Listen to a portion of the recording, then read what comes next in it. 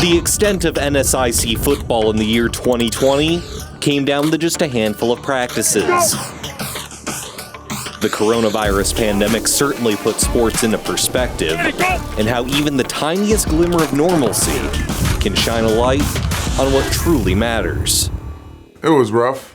You know what I mean? We didn't have the necessary things to be, I'd say, more successful.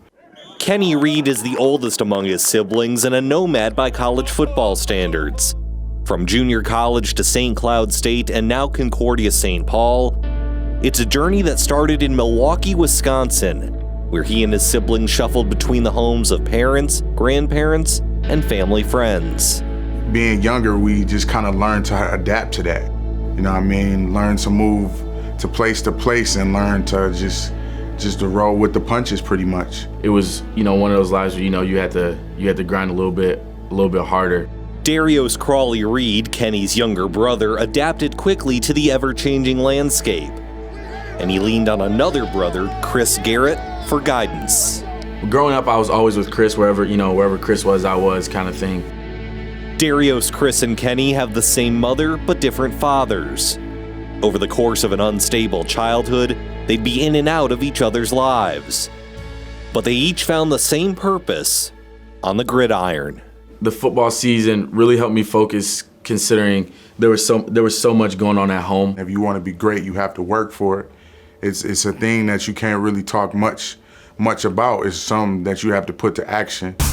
After high school, while Kenny was figuring things out on the junior college circuit, it was Chris who made his way to Concordia-St. Paul first, blossoming into a Division II All-American who led the country in sacks. The production on the field helped provide more influence off of it. We saw a lot of growth in his leadership potential, and he just inspired so many guys. His spiritual leadership, his sincerity, his ability to be genuine, everybody respected him. In 2019, Darios followed Chris to CSP, becoming the Golden Bears' leading rusher as a freshman. Kenny transferred to Concordia-St. Paul this past offseason, and the three brothers, who had rarely been in the same house together as kids, were finally together on the same team in college as adults. But then the pandemic wiped out the fall football season, and Chris made a decision to leave school early to train for the NFL draft. It was like, what do I do now? And so I had to think about so many different questions, what all goes into account, and very difficult decision, but I think I landed on the right one. Chris is doing what he has to do, what's best for him, and we respect that and support him. I'm not mad at him.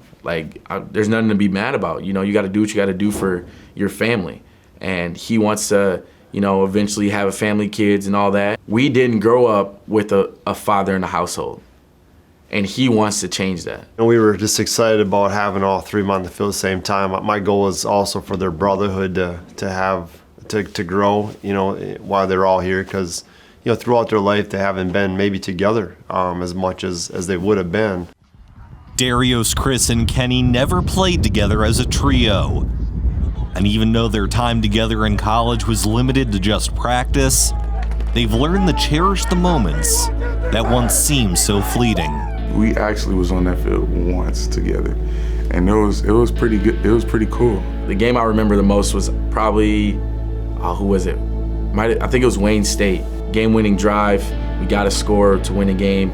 I go down and I score, my second touchdown of the game. And then Chris on the other side, they're throwing a pass, he gets a deflection. I will remember that game forever, just, hearing my name, Darios Crawley-Reid, touchdown, and then Chris Garrett with the deflection.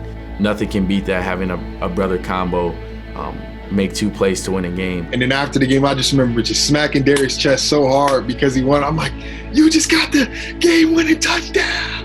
And I was going crazy, and just being able to see Darius do the things I know he can do was pretty special.